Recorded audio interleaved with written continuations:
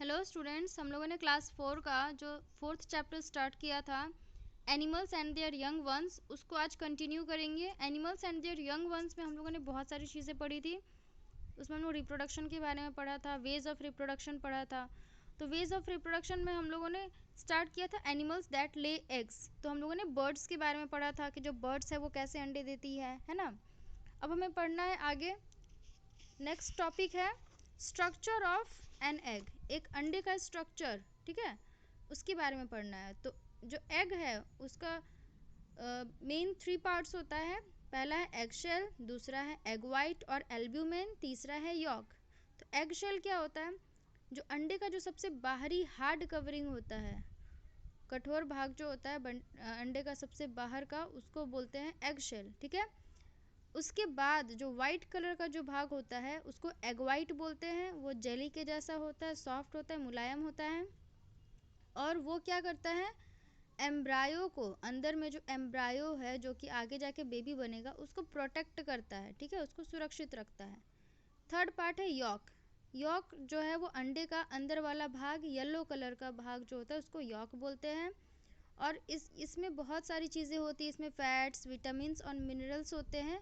और यही जो है वो फूड होता है एम्ब्रायो का। जो एम्ब्रायो अंदर में है उसका फूड क्या है? ये यॉक ही है, इसी को खाता है वो। अब देखो यहाँ पे एग का स्ट्रक्चर दिया हुआ है, इस स्ट्रक्चर से पढ़ते हैं। तो सबसे बाहर में एग शेल दिख रहा होगा, है ना।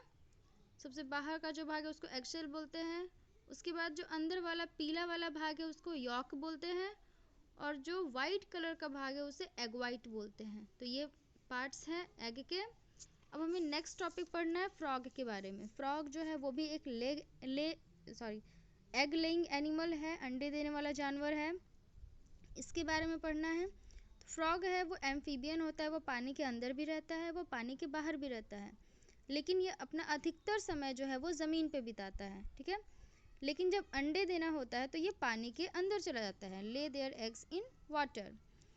फ्रॉग जो है उसका लाइफ साइकिल, उसका जीवन चक्र जो है वो 4 स्टेजेस में कंप्लीट होता है, 4 स्टेजेस में। वो 4 स्टेजेस क्या क्या है? एग है, फिर टैडपोल है, फिर यंग फ्रॉग, फिर एडल्ट, ठीक है। तो यहाँ पे पिक्चर से समझते हैं हम लोग। सबसे पहला एग मास दिख रहा है ना, अंडों का गुच्छा, जिसको कि हम लोग बोलते हैं स्पॉन, ठीक है। जब बहुत सारे अंडे एक साथ रहते हैं तो उसे हम लोग क्या बोलते हैं? Spawn, SPAWN। ये जो अंडे हैं वो आगे जाके किस में बदलते हैं? टैडपॉल में। टैडपॉल में पूंछ होती है, ठीक है, देखो यहाँ पूंछ दिख रहा है ना। अब यही टैडपॉल आगे जाएगा, आगे बढ़ेगा तो इसके पैर निकल आएंगे, दो छोटे छोटे पैर निकल दिख रहे हैं ना। फिर आगे जाके और इसके पैर निकल आएंगे और ये यंग फ्रॉग हो जाएगा। इसके पैर लंबे हो जाएंगे और इसकी पूंछ छोटी हो जाएगी। फिर उसके बाद ये और बड़ा होगा और पूरा एडल्ट हो जाएगा, पूरा वयस्क बन जाएगा। तो इसकी पूंछ पूरी तरह से ख़त्म हो जाएगी, ठीक है। तो ये पूरा लाइफ साइकिल है फ्रॉग का। तो ये जो फ्रॉग जो है वो अंडे से टैडपॉल, फिर टैडपॉल से यंग फ्रॉग, फिर एडल्ट फ्रॉग, ये जो बनता है, जो इसका चेंजेस होता है, इसी को हम लोग बोलते हैं मेटामॉर्फोसिस।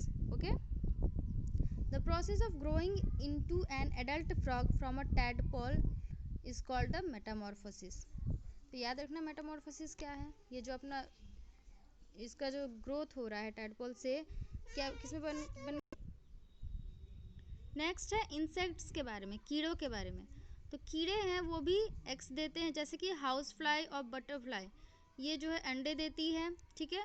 तो इनका जो लाइफ साइकिल है, इनका जो जीवन चक्र है, वो कितने स्टेजेस में कंप्लीट होता है? तो 4 स्टेजेस में, ठीक है। लेकिन जो कॉकरोच है, कॉकरोच का कितने स्टेजेस होते हैं उसके लाइफ साइकिल में? तो 3 स्टेजेस ही होते हैं। ये 3 स्टेजेस में ही इसका लाइफ कंप्लीट हो जाता है। तो कॉकरोच का जो लार्वा होता है, ठीक है, उसको हम लोग बोलते हैं निम्फ। सबसे पहले एग बना कॉकरोच का, कॉकरोच ने अंडे दिया, अंडा जो है उससे लार्वा निकलता है ना। उस लार्वा को हम लोग क्या बोलते हैं? निम्फ। और उसके बाद वही लार्वा बड़ा होकर कॉकरोच बन जाता है। तो 3 स्टेज में कॉकरोच का लाइफ साइकिल कंप्लीट हो जाता है। तो अब हमें पढ़ना है कि बटरफ्लाई का लाइफ साइकिल के बारे में हमें अच्छे से पढ़ना है। तो यहाँ बटरफ्लाई का लाइफ साइकिल दिख रहा है, देखो एग है, ठीक है। तो बटरफ्लाई जो है उसके जो अंडे होते हैं वो आगे जाके उसमें से क्या निकलते हैं? तो उसमें से लार्वा निकलते हैं जिसको कि कैटरपिलर बोला जाता है। बटरफ्लाई के लार्वा को क्या बोलते हैं? कैटरपिलर बोलते हैं। और वो जो कैटरपिलर है वो आगे जाके चेंज हो जाता है, अपने आसपास कुकून बना लेता है, ठीक है। और उस कुकून के अंदर फिर बड़ा होता है। तो ये जो कुकून बना हुआ स्ट्रक्चर है, ये जो स्ट्रक्चर दिख रहा है जहाँ पे क्रिसाइलिस लिखा हुआ है, तो वो कुकून के अंदर है, ठीक है। इसलिए इस स्टेज को क्रिसाइलिस बोलते हैं या फिर प्यूपा बोलते हैं, ठीक है। फिर क्रिसाइलिस के बाद या फिर प्यूपा के बाद उस कुकून को तोड़ के अंदर से फिर एक नया कीड़ा निकलता है, ठीक है। फिर जब बटरफ्लाई उसमें से निकलती है और वो फिर बटरफ्लाई आगे जाके फिर एडल्ट बटरफ्लाई बनती है। तो इस तरीके से बटरफ्लाई का लाइफ साइकिल 4 स्टेज में कंप्लीट होता है। कौन कौन सा? एग, उसके बाद कैटरपिलर या फिर लार्वा उसको बोलते हैं, उसके बाद प्यूपा, ये जो क्रिसाइलिस है वो प्यूपा, और उसके बाद फिर एडल्ट। ओके, तो ये 4 स्टेजेस में इसका लाइफ साइकिल कंप्लीट हो जाता है। याद रखना कि बटरफ्लाई के लार्वा को कैटरपिलर बोलते हैं, लेकिन अगर वही हाउस फ्लाई के लार्वा का अगर बात किया जाए तो हाउस फ्लाई के लार्वा को क्या बोलते हैं? मैगोट बोला जाता है, ठीक है। क्या बोला जाता है? यहाँ पे लिखा हुआ है ना, मैगोट। मैगोट बोला जाता है, MAGGOT। जो मैगोट है वो क्या खाती है? वो गार्बेज को खाती है, कचड़े को खाती है, ठीक है। और ठंडी जगहों पे ये रहना पसंद करती है, ठीक है। और जो मैगोट है उसके बाद फिर चेंज हो जाती है किस में? प्यूपा में, जैसे कि बटरफ्लाई में हो रहा है, प्यूपा में चेंज हो जाती है, उसके बाद फिर एडल्ट बन जाती है, एडल्ट हाउस फ्लाई। ओके, तो ये है इंसेक्ट्स का लाइफ साइकिल के बारे में। अब है हमें नेक्स्ट पढ़ना है दूसरे जानवरों के बारे में जो कि अंडे देते हैं, अदर एग लेइंग एनिमल्स। कौन कौन से हैं वो देखो। Fishes lay eggs in water, जो मछलियां हैं वो पानी के अंदर अंडे देती है, एक बार में हज़ारों हज़ारों अंडे देती हैं वो। बेबी फिशेस जो है वो हैच करती है, मतलब कि उसमें से अंडों में से निकलती है बेबी फिशेस। जो अंडे हैं उसमें से बेबी फिशेस निकलती है, जिसको कि हैचिंग बोला जाता है। जो बेबी फिशेस है उसमें से बहुत सारी ऐसी फिशेस है जिसको कि बहुत सारी बड़ी बड़ी मछलियाँ ही खा जाती है, वो ज़्यादा बड़ी हो ही नहीं पाती है। या तो मछलियों के अंडे को ही बड़ी मछलियाँ खा जाती है, या फिर जब बेबी फिशेस छोटी फिशेस होती है उनको बड़ी बड़ी मछलियाँ खा जाती है। नेक्स्ट है snakes and turtles lay eggs on the ground. जो स्नेक्स और टर्टल्स है वो अपने अंडे कहाँ देते हैं? ज़मीन पे देते हैं, ये पानी के अंदर नहीं देते, ये ज़मीन पे देते हैं। और क्रोकोडाइल क्या करता है कि जो बलुई मिट्टी होती है, जहाँ पे नदी के किनारे जो बालू होता है, उस जगह पे जाके क्रोकोडाइल क्या करता है कि गड्ढा खोद देता है, ठीक है। और उस गड्ढे के अंदर अपने एग्स को रख देता है। और जो मदर क्रोकोडाइल होती है, जो माँ होती है, वो क्या करती है? अंडे को ढक देती है बालू से और उनकी देखभाल करती है, ठीक है। तो सबसे पहले क्रोकोडाइल ने क्या किया? नदी के किनारे बालू वाला जो मिट्टी है वहाँ पे जाके बालू को हटा के गड्ढा खोद के अपने अंडों को उस गड्ढे में डाल देती है। और मदर क्या करती है? उस अंडे को ढक के और उसकी फिर सुरक्षा करती है, देखभाल करती है। और जब बच्चे निकल आते हैं, जब बच्चे उसमें से निकल जाते हैं उस अंडे से, तो मदर क्या करती है? फिर बालू को हटा देती है ऊपर से, उस अंडों के ऊपर से, और फिर बच्चों को फिर बाहर निकालती है और अपने बॉडी के अंदर रख लेती है। उनके बॉडी में मुंह के नीचे में, उनके माउथ के नीचे में एक पाउच के जैसा रहता है, बैग के जैसा स्ट्रक्चर रहता है, जिसमें कि वो अपने बच्चे को डालकर रखती है, ठीक है। और इस तरह से उनकी देखभाल करती है।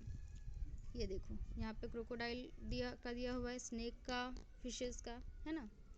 अब नेक्स्ट है और लास्ट टॉपिक है इस चैप्टर का, animals that give birth to young ones. अभी तक हम लोगों ने जो भी पढ़ा वो एनिमल्स के बारे में पढ़ा जो कि अंडे देते हैं। अब हमें ऐसे एनिमल्स के बारे में पढ़ना है जो कि बर्थ देते हैं, किसको? बच्चे को जन्म देते हैं, ठीक है। जैसे कि काउस, कैट्स, लायंस, टाइगर्स, ये सब जो है ये सब क्या करते हैं? बच्चे को जन्म देते हैं, उनकी देखभाल करते हैं, उनको खिलाते पिलाते हैं, है ना। जैसे कि जितने भी जो मैमल्स हैं वो सब क्या करते हैं? बच्चे को जन्म देती है। ह्यूमंस भी क्या है? मैमल्स हैं, तो ये भी बच्चे जन्म देते हैं। जो मैमल्स हैं उनका बॉडी जो है पूरी तरह से बालों से ढका हुआ रहता है ना, कवर्ड विद हेयर होता है। और जब बच्चे पूरी तरीके से डेवलप हो जाते हैं तभी वो उनको अपने बॉडी से बाहर निकालते हैं। जैसे कि जो बच्चे हैं वो इन जानवरों के बॉडी के अंदर ही पलते रहते हैं जब तक कि वो पूरी तरह से डेवलप ना हो जाए। जैसे ही वो डेवलप हो जाते हैं तो फिर उनका जन्म हो जाता है।